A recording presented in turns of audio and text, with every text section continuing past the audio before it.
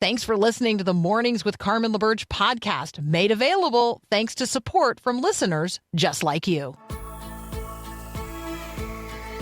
Your daily encouragement that God has the world in the hollow of his hand. This is Mornings with Carmen LaBerge on Faith Radio. If we're gonna fly, we fly like eagles, arms out wide. If we're gonna fear, we fear no evil. We will rise. By your power, we will go. By your spirit, we are bold. If we're gonna stand, we stand as giants. If we're gonna walk, we walk as lions. How long have you been a believer? How long have you been walking with Jesus? How long have you been on the journey of discipleship? Is this a road you've been walking really throughout your life? Have you really never known any other way? Or is this a relatively new experience for you? Are you a relatively new believer? And if you are a person who's been a Christian for a while, how much grace do you have for people who are newly coming to Christ? So new believers will not always get all the words right. They won't immediately look like, sound like, walk like, talk like, live like people who have been walking with Jesus for decades, right? And those of us who have been walking with Jesus for a long period of time, our lives should look dramatically different than the culture. And so imagine how confusing it is for a new believer in Jesus to be attacked, maybe is the right word, condemned for not getting all the words exactly right, or saying something that's just, not perfectly aligned with every dot and tittle of your doctrine. Do you see how discouraging that might be for them when they, in their newfound faith are expressing themselves in public? So why share all of this with you? Well, there is a person who is now a Christ follower who has articulated, on a platform called Unheard, why she is a Christian. And she talks about how atheism cannot equip us for the civilization war in which we are now engaged. So she spends time in her piece on Unheard talking about the process, the journey, why she became an atheist 20 years ago, how she understood then and understands now her Muslim heritage. She talks about radical Islam and how that has changed her perspective on, or influenced her perspective, maybe is a better way to say that. And the particular hatred that some Muslims have for Jews. And she talked about, thinking that as an atheist, she could be free of all of that. And she did find a new circle of friends. She did find a different kind of quote unquote preaching. And then she talks about the fact that doesn't work.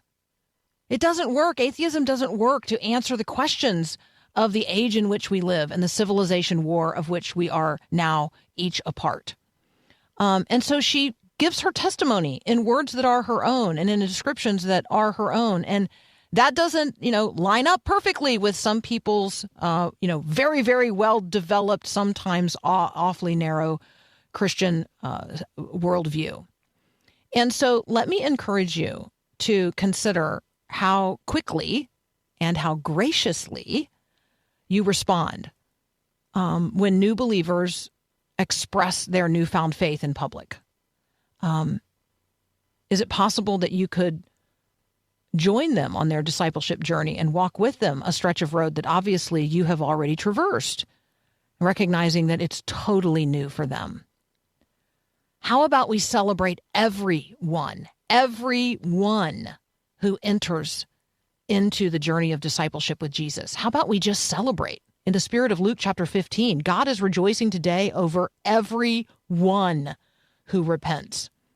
Are you rejoicing over everyone who repents? In another worldview conversation that I became aware of yesterday, the Wall Street Journal is reporting that, and this isn't like pet therapy like we talked about yesterday where there are therapy dogs. This is these people, I don't even quite know how to describe this. These people say they are communicating with your pet, and they are doing through some spiritual medium. My only way of describing this. So here's the headline from the Wall Street Journal. Pet psychics for animals, are charging paranormal fees. She charges $550 for 90 minutes. She has a waiting list of 7,600 people. Pet psychics are making their way from the fringe to socially celebrated. So this in part is the story of a tech worker and part-time dog trainer named Maddie, who couldn't figure out what was going on with her English Springer Spaniel Rudder. And here's a person who has more money than sense. And I feel like I can say that. This is a person who had already spent a tremendous amount of money having tests run on her dog, including a doggy MRI. And now, after this spiritual pet therapy, after her submitting her dog to time with a pet psychic, now her dog is on full-time seizure medication. I don't know how this sweet, Springer Spaniel named Rudder feels about all that, but there is something going on in the world where there are guinea pig spa services and goat yoga, and now people treating their pets as not only a member of their family, but maybe more significant than people in terms of the way they are using their material resources. People spending on pets has increased year over year. And according to a YouGov survey in 2022, 67% of Americans said they have had a paranormal experience, and an equal percentage consider pets as members of their family equivalent to people. Just from a worldview perspective, both of those things is a problem or are a problem. I don't know. That's a bad sentence, but you get the point. So I'm alerting you to this so that you can revisit what the Bible says in the book of Genesis about creation, the story of creation, the unique nature of human beings, who we are as image bearers of the living God, the stewardship God has given us over creation. Yes, we were made for relationship. Yes, ordered relationships, first with God, then with each other as male and female human beings, and then thirdly, with the animals over whom God has set us as his managers. And let me just say this. If you've got $550 to spend, you could invest it right here at Faith Radio. We're going to have a one-day year-end fundraiser on the Tuesday after Thanksgiving, but why wait? If you've got $550 to spend, do not spend it on a pet medium. Please invest it in a ministry that's reaching people with the gospel. You could actually do that right now by texting the word GIVE to 877-933-2484 or online at myfaithradio.com. Our friend Bill English is going to join us next. We're going to talk about America's shoplifting problem. Yep, that's right. A picture is worth 1,000 sheets. You're listening to Mornings with Carmen.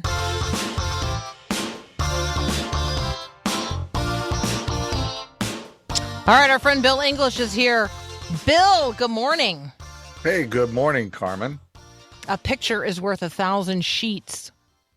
Mm-hmm. I don't even know what that means. I heard you. Well, America has a shoplifting problem, and so in a particular CVS in Washington D.C., there's no longer, rolls of toilet paper. 1,000 sheets. There are pictures of rolls of toilet paper.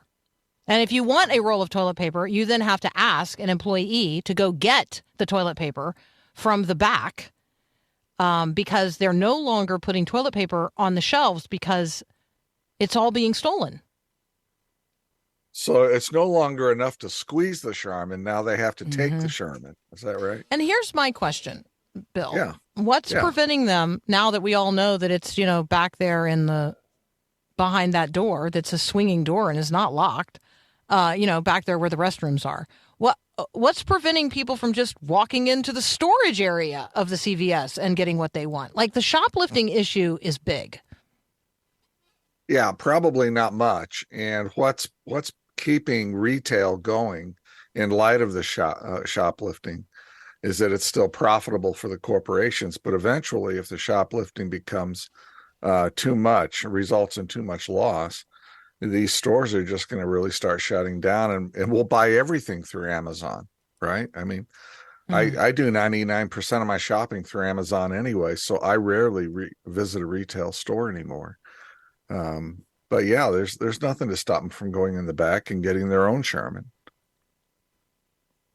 A shoplifting suspect called 911 as he fled the store, complaining that people were chasing him. I'm just saying, like, it's just, I know. I mean, I was in a store I'm telling you, I was in a store just the other day.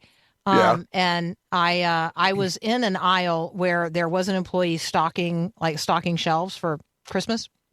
Right. And I heard, and obviously this other employee we heard the person at the front go out the front door saying, sir, please wait, you have to pay for that. And the employee that was in the aisle where I was said, under her breath, but loud enough for me to hear, you're not supposed to follow him. No, it's a safety issue, right? Mm. It's a safety issue because we've had people like there was an employee at Home Depot that tried to stop a shoplifter and was shot and killed. And so the companies instruct their employees don't, because some of them, a minority of them obviously, but some of them are going to harm you, hurt you, or maybe even kill you. And they just prefer to keep their employees alive, which really begs the question of what's really going on here, right?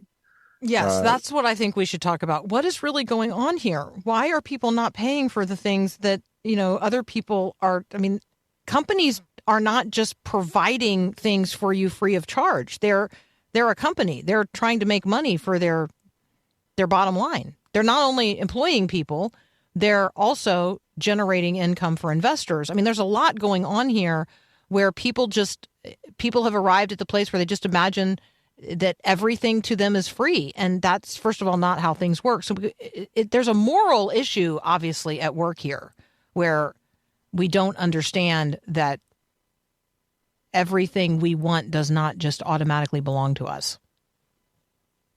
Well, there is, so two parts, if you ask me. And one is that there's an increasing bondage to sin, right? And that bondage to sin is illustrated in Ephesians 4:28. Anyone who has been stealing must steal no longer, but must work, doing something useful with their own hands, that they may have something to share with those in need. And in that verse, you have a person who is in bondage to stealing, moving to complete freedom from stealing because they're now giving to others who are in need, right? So there's a movement of out of bondage into freedom, just in Ephesians 4:28. The other thing, though, is that now the majority of Americans have realized that they can get free stuff from the government, and without having to pay for it, obviously, because it's free. And a majority of Americans are now getting something free from the government, and I think that attitude is spilling over into retail. Because I get free stuff from the government, I really deserve to get free stuff from anybody who has what I think I need or want. And so I'm just going to go take it because it belongs to me to begin with. And so you have bondage to sin, and then you have bondage to maybe I can call it a false belief or a lie that I deserve to get things for free without working, which is the antithesis of what the Bible says, about us working and actually earning our own keep, so to speak. All right. So we're going to probably circle back around to this in the future. Here's what I anticipate happening, Bill.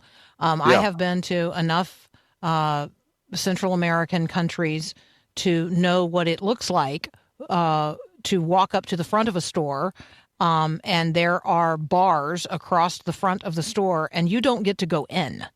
The employee on the other side of the bar goes and gets for you what they have behind those bars that you want, and they bring it forward, and you pay for it, and that's when you get it.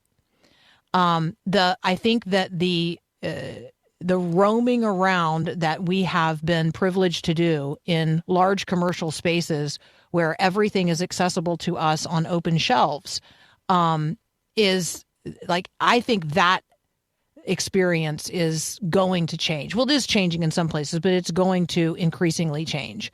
And so we are becoming more like other places in the world where people are not governed by the same set of values that many Americans have been governed by over the course of time, because people are no longer restrained by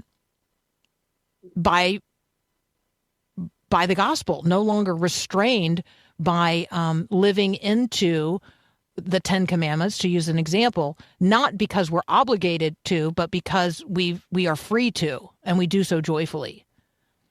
So we need revival. Yes, we do. We need Absolutely. revival. Yes. All right, we're going to take a very brief break, and we're going to talk about people making Christmas lists. What is on your Christmas wish list? Who is on your Christmas card or gift list? And then what does it look like to manage expectations and resources as we approach the holidays? There's a lot going on in the world, and people are doing ridiculous, extravagant things, and some of that we should talk about as well on the other end of the spending spectrum. We're talking with our friend Bill English from BibleandBusiness.com. You're listening to Mornings with Carmen. Thanks so much for listening to Mornings with Carmen LaBerge. Hey, I'm Susie Larson. Hey, if you enjoy what you're listening to here, would you consider subscribing to other great faith radio podcasts like mine? Search Susie Larson Live at myfaithradio.com or wherever you listen to podcasts. Hit subscribe and have a great day.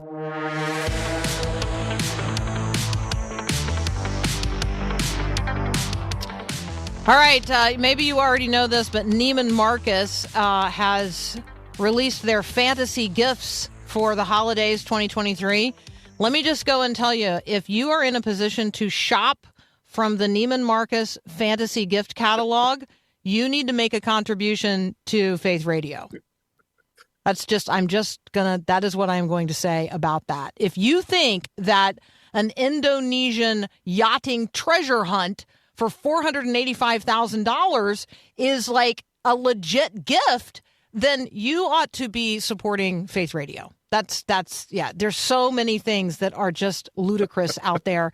And I don't even, my brain can't even really comprehend what is happening in terms of what people are spending, supposedly, at least, on gifts. Talk with us about gift giving, preparation, not over giving at Christmas. Like, now's the time, Bill. We got to get on this now, because it once the music starts, it's like we can't control ourselves and we just spend like crazy. Oh my heavens. You know, the older I get, I'm 62 now. The older I get, the less interested I am in the gift giving part of Christmas, and the more interested I am in the worship and the praise and the adoration of Jesus Christ, who came and was literally born into a pile of straw and dirt and all the rest of it, as a metaphor to walking with us in the muck and mire of our lives. And so I just view it as a very meaningful but personal holiday. Now, my kids are grown, you know, both of my daughter's in Scottsdale, my son's in Louisville. And we just don't spend that much on Christmas anymore. There is something to be said for giving a meaningful gift as opposed to many gifts. And people may want to think about that. No matter what the age is, maybe just give one or two very meaningful gifts, as opposed to 7 or 8 or 10 gifts that, you know, are in a month from now are not going to be used. How many parents do we know? And you probably had this in your home, and we did in ours. We would get the kids something for Christmas, and within a month, it was packed away in the closet, never to be used again, never to be played with again. So you may want to think about something that's more meaningful rather than something that's just thrilling at the moment. That's good. Give one meaningful gift instead of, a pile of meaningless gifts. Give a shared experience instead of something. Like, do something together with someone and have a shared experience. Make a memory instead of giving someone some physical thing. What do you think about that as an idea? Yeah, I like it. Like you and your husband could do this Olympic Games in Paris for 210,000, right? Okay, wait a second. There's a memory Wait a second. for you. My name is actually in the Neiman Marcus Fantasy Gift Catalog this year. I don't know if you scrolled down far enough to know that there's something called the One of One. It's the Cadillac Carmen. Oh yes, Celestique. I saw that. It's just under $1 million. It's it's a one of a kind vehicle that takes driving to the next level, and it already has my name on it. This is a sign from the Lord, if you ask me. Oh my goodness. Bill, what is the center of a biblical worldview for Christian business ownership?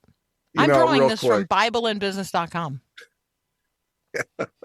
Boy, real quick. I define the center of a biblical worldview for a Christian who owns a business as this. Christian business owners live with an eternal perspective derived from their covenantal relationship with God and is lived out through biblical stewardship. And then I divide biblical stewardship as purposefully disadvantaging oneself to advantage the kingdom of God. And that's what I am moving Bible and business towards. All my writing is towards. It's all going to be tethered to those two statements. And those two statements will be the core of pretty much everything I'm doing moving forward. All right. What is the eternal perspective on this situation? What is the Bible command that I think, do, and believe in this situation? If a certain decision is made, who's going to be advantaged or disadvantaged by the decision, and what temptations to sin exist in this situation? I just really so good in terms of the questions that are provoked in terms of how we evaluate what is in front of us in so many ways. So thank you it's a very brief post, but man, it's so rich, it's so worthy. It made me think of the 4-way test in Rotary. Is it the truth? Is it fair to all concerned? Will it build goodwill and better friendships? Will it be beneficial to all concerned? I feel like if we could have a grid, if we could have a grid as parents, if we could have a grid as business owners, if we could have a grid as people on social media, that we ran everything through. Like, let's get ourselves a good grid. And I think that's what I hear you saying. You're going to run everything through this particular grid. Yes. Yeah, you are exactly right. That's so good. That's so good. Bill, as always, thank you so much. We have been asking today, what on the pie buffet, what on the Thanksgiving pie buffet has your attention? So let's get the answer to that question. Oh, pies, blueberry with warmed up with vanilla ice cream.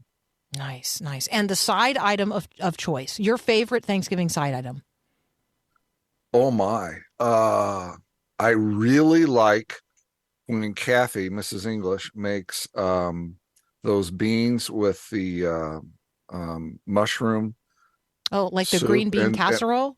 And then puts the French onion little things onions on top. Mm-hmm. It's good. Oh, it's good. That's the green bean casserole. And my guess is she only makes it like once or maybe twice a year. So it's not it doesn't happen with any frequency. Okay. Well, tell Mrs. English that, hooray in advance for the green bean casserole, and thank you for your time today. We give thanks for you. Well, thank you very much. It's always, always, always an honor and a privilege to be on Faith Radio with you. It's so much fun. And, check it out, that Cadillac page. I don't want you to miss that in case you're shopping. Yeah, I'll just pull out my wallet. Yeah, it's crazy. Thanks, Bill. We really appreciate it. You bet. All right. Next up, our friend Andrew Peterson is going to join us. And so I thought in transition from my conversation with Bill English to a conversation with Andrew Peterson, I should tell you about a lion on the loose. And you say to yourself, why? Well, because Andrew Peterson's always talking about things that, are wonderful hooks for the imagination. They grab us. Sometimes they grab us around the throat, but they certainly grab us in the heart. And so a lion escaped from an Italian circus and has been roaming around a seaside town in Italy now for some period of time, sparking panic among some. This adult lion is named Kimba, and he escaped from the Roni Roller Circus on Saturday afternoon. He was on the loose for about 7 hours, prowling around, and eventually he just laid down and took a nap. And you say to yourself, yeah, there was probably something more to that. Yes, they did shoot him with an anesthetic. But eventually, after roaming around and seeing what was going on, this massive male lion, he just very calmly laid down, and they recaptured him. So here, why do I bring that up? Well, because sometimes there's lions at the gate. Sometimes the lion is prowling around looking for a way to devour you. And sometimes you need to know your way through the Glipwood Forest. Don't you need a ranger's guide to Glipwood Forest? Well, the author of the Wing Feather Saga is going to join us next. You're listening to Mornings with Carmen.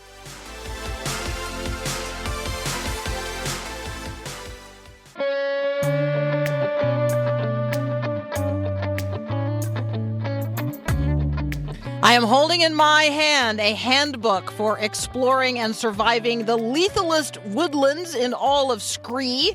It's a ranger's guide to Glipwood Forest. Joining us now, the author, Andrew Peterson. Hi, Andrew. Good morning. How are you doing, Carmen? I am well. I think, everybody wants to know what comes first, the map and these kinds of descriptions, or the story that unfolds in the Wing Feather Saga? That's a good question. I tried writing the story several times and kept running into dead ends. And this is 20 years ago when I started the whole Wing Feather Saga. And I realized that until you build a world, you can't really tell a story in it if you're writing fantasy. And so, I started with a map and started writing, basically pretending like I was 10 years old again, and populating the forests with all manner of monsters and weird creatures. And after I had built the world and named all the towns and the rivers and the sea, then all of a sudden the story presented itself to me, which I realized later was exactly how the Lord built this world. The beautiful thing about it was that if God wanted to tell a story, quote unquote, about the nature of his love and who he was that expressed himself, he started by saying, "Let there be light," and basically drew a map, and all these people grew up out of it. So I think it's a good principle when it comes to storytelling.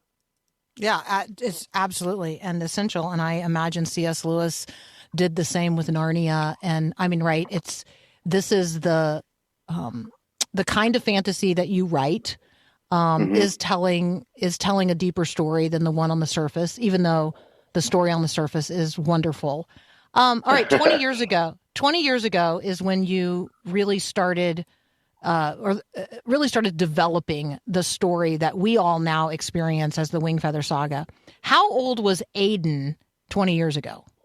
Oh man, he would have been 5 or 6 years old, something like that. Yep. All right. So 6-year-old Aiden is now the Aiden Peterson, who is a professional illustrator and animator, and your partner in this particular project. Can you talk with us about that? Like, what is it like to partner with your young adult son in this work? Oh my goodness. It's like truly one of the deep joys in my life. Like with all three of the kids, I've gotten to work professionally with all of them, and in each of their arenas. Skye's a songwriter and she tours with me sometimes. Asher played drums for me and has produced some stuff that I worked on.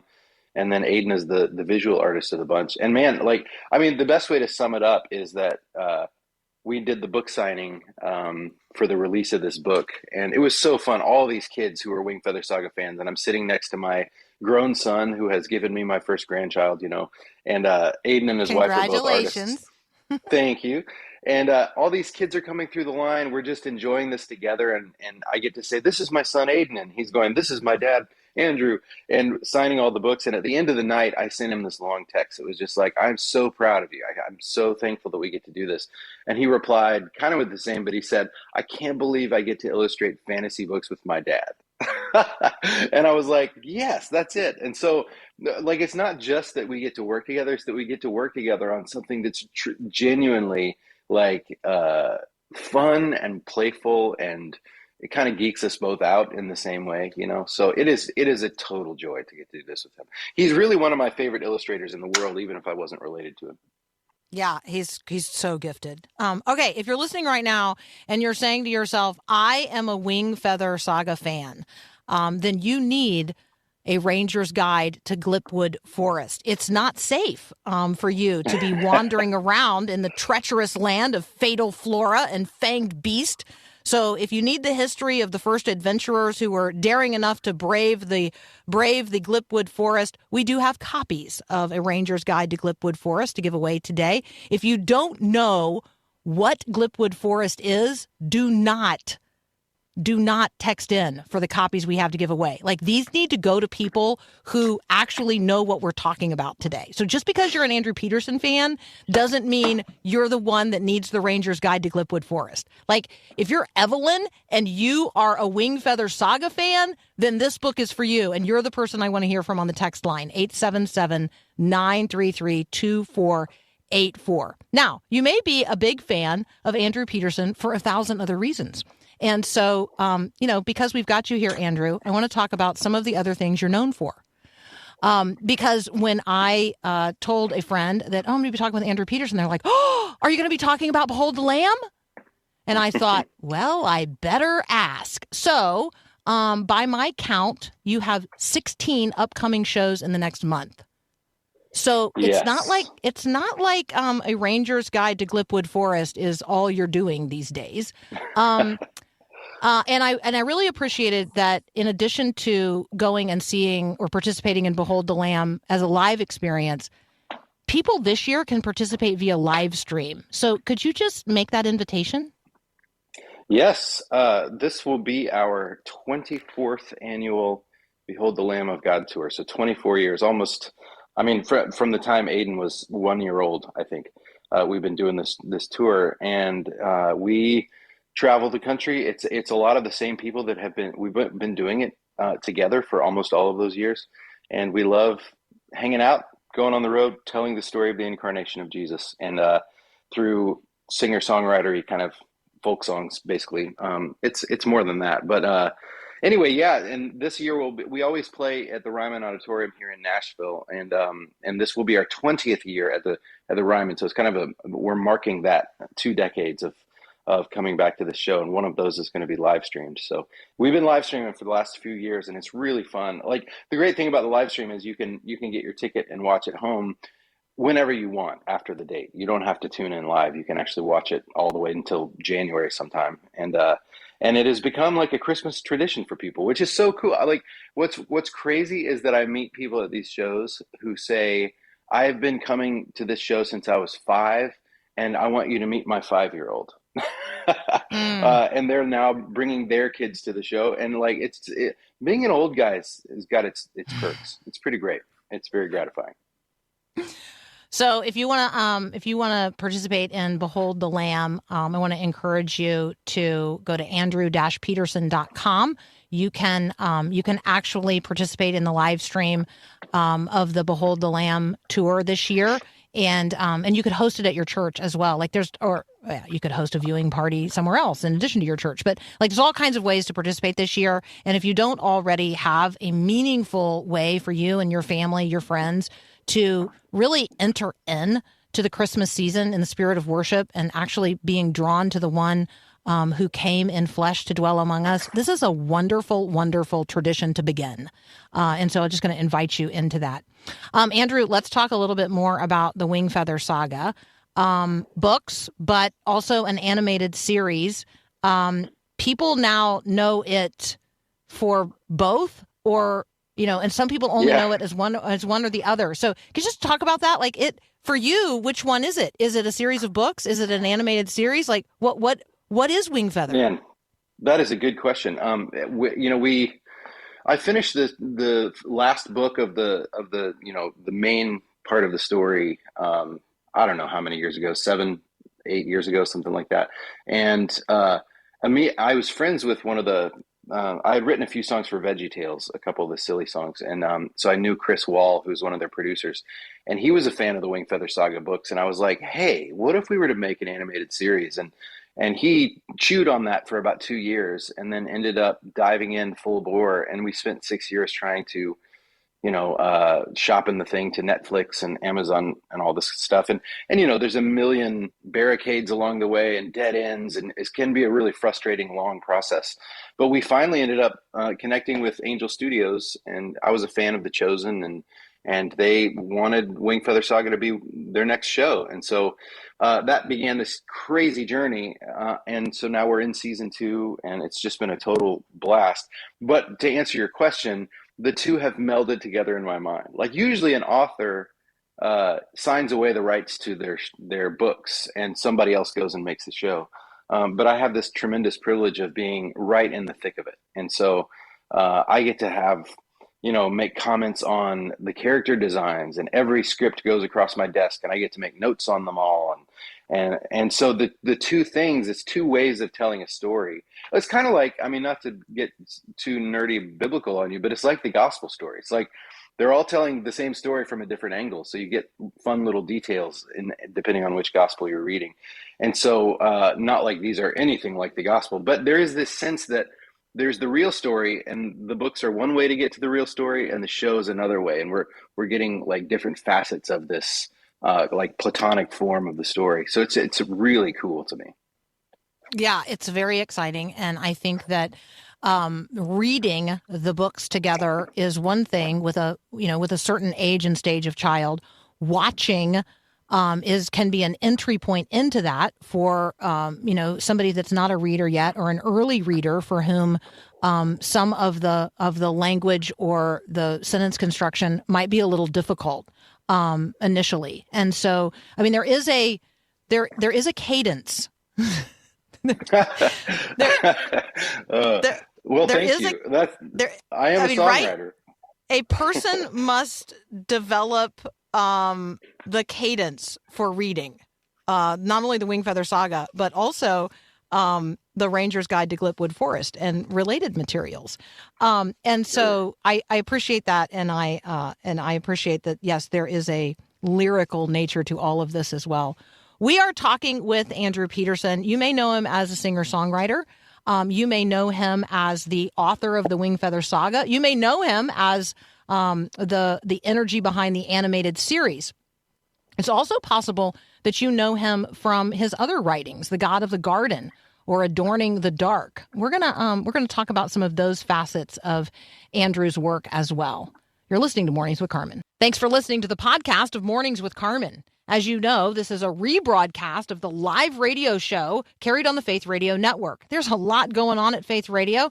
Tons of free resources just waiting for you and for you to share with others at myfaithradio.com. How does that all happen? Well, it happens through listener support. So Faith Radio, Mornings with Carmen, all available because of listener support from listeners, well, just like you. If you're a supporter, thank you so very much. If you'd like to become a supporter today, just visit myfaithradio.com. And again, thanks for being a part of what we do every day at Mornings with Carmen.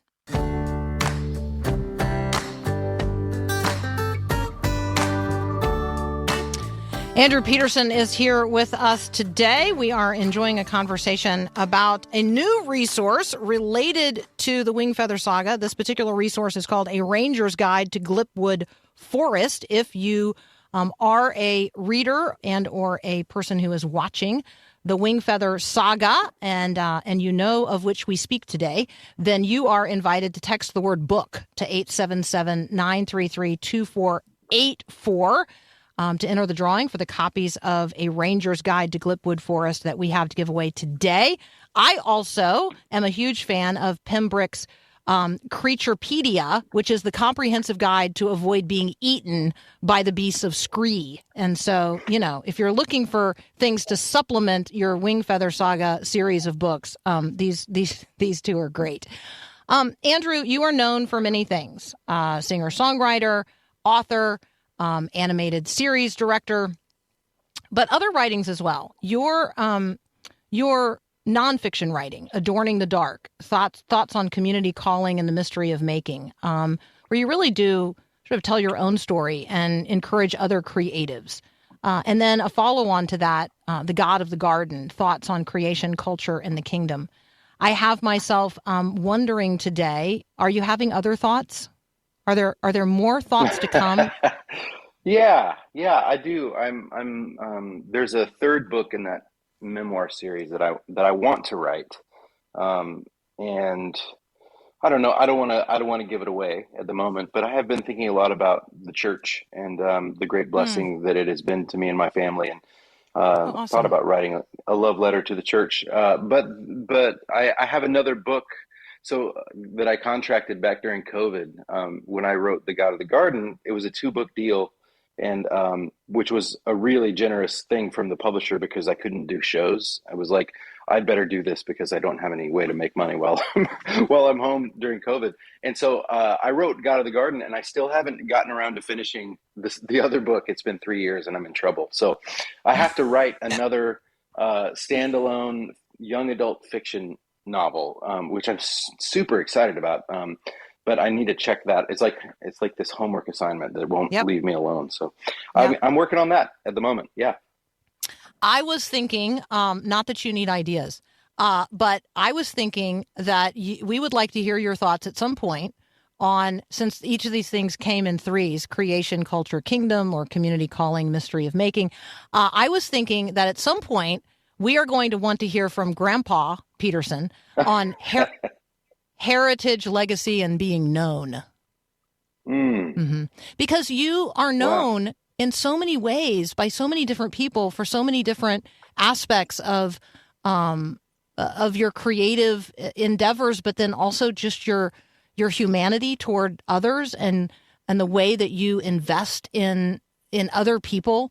And the way that you walk out community in your own life. And so I find myself hoping that maybe there is a heritage, legacy, and being known thought project, because I do think it's you are unique, and now that there's Peterson G3 in the world, which is so great, your life is going to be magnificently different because of that as well. So. Not that you need another assignment. No, I don't, but I like the idea. It's funny, I've had a few people ask about parenting stuff, but Jamie and I feel like we don't really know enough about what we did right and what we did wrong to be able to write any kind of authoritative book on it. We're just very blessed to have amazing kids. Yeah, I like the idea, but I'm not going to give you any royalties on it if I do it. Just so you know. Just no. Everybody totally knows. Like, I'm just an ideator, and so I just constantly saying things to people, just like, because I think it would be fun and interesting. So no royalties. Well, it's just fun to be with you and to get to have a real conversation. And so I appreciate you being here. I'm so happy to be here. And the memoirs are such a real fun. I don't know, fun's not the word. Meaningful way to scratch the same itch as the fantasy novels, and the same thing with the songs. Like there's this impulse to create, but also in connection to what you're saying, there's this desire. We all have this desire to be known. And one of the great lies that I have believed over the years is that if people really knew me, maybe they wouldn't like me very much, or if I was known deep down, my sins, the bad parts of my story, that people would recoil. And so the gospel, one of the things that really grabbed my attention when I was 18 and I had this real encounter with Jesus and his goodness was this realization that he knew me the whole time. He always knew me. And while we were yet sinners, Christ died for us. This idea that he, like, there's a prayer we pray in church every Sunday that talks about how, like, Lord, to you all desires are known, and from you no secrets are hid. He knows us completely, and he still runs out to meet us. And so that the writing of the memoirs and the songs are the same way, but also the Wing Feather Saga is this way. Like, when I read the books aloud for the audiobooks, I was very aware of the fact that, like, oh, I could remember what was going on in my heart when I was writing this scene. And there's this common thread of nervously stepping into the light and kind of going, Lord, is it really true that you love me?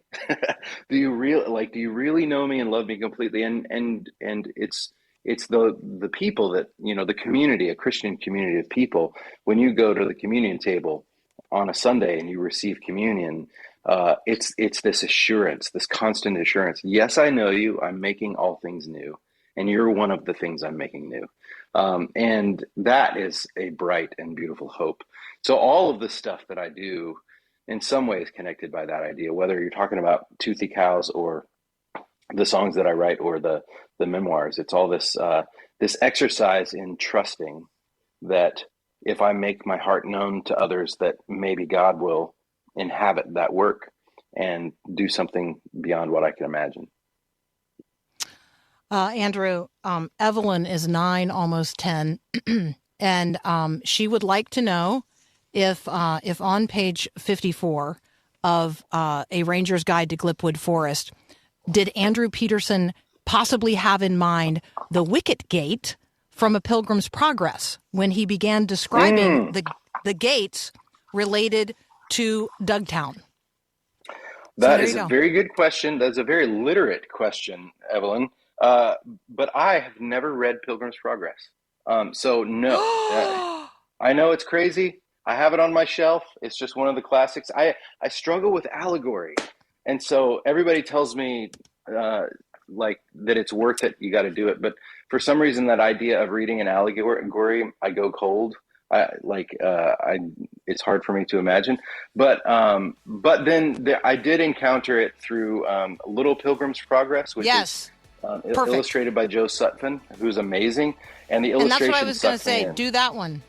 We're that music is an indication that you and I have to wrap this up. As wonderful. I know. So maybe I will see you at the Waffle House. And until then, Andrew Peterson, have a wonderful, wonderful time on your upcoming Behold the Lamb of God tour. Blessings upon you and your family. Thank you for the gift of your time today, the Wing Feather Saga, and today's helpful guide, the Ranger's Guide to Glipwood Forest. That's all the time we've got today on Mornings with Carmen. Thank you so much for this time. It is such a gift. Have a great day, and God bless.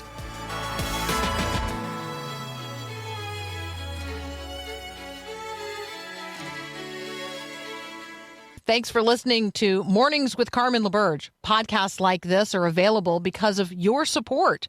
If it's important to you to hear things that encourage your faith, click the link in the show notes to give now. And thanks.